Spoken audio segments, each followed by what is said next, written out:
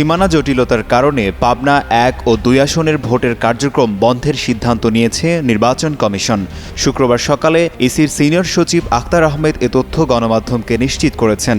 তিনি বলেন, মহামান্য আদালত আমাদের বলেছেন আমরা যেন পাবনা ১ ও ২ আসনের ভোটের কোনো কার্যক্রম না করি। সেজন্য এই ২ আসনে ভোটের কার্যক্রম আপাতত বন্ধ করা হয়েছে। তবে স্থগিতকৃত আসন দুটি নির্বাচন কবে হতে পারে সে বিষয়ে এখনও কিছু জানা যায়নি। গত ১১ ডিসেম্বর প্রধান নির্বাচন কমিশনার এএমএম নাসির উদ্দিন ত্রয়োদশ সংসদ নির্বাচনের তফসিল ঘোষণা করেন। ঘোষিত তফসিল অনুযায়ী আগামী ১২ ফেব্রুয়ারি ৩০০ আসনে ভোট গ্রহণ হওয়ার কথা রয়েছে। ইতোমধ্যে প্রার্থীদের মনোনয়নপত্র জমা দেওয়ার পর যাচাই বাছাইও শেষ হয়েছে। এখন চলছে রিটার্নিং কর্মকর্তার সিদ্ধান্তের বিরুদ্ধে আপিল কার্যক্রম।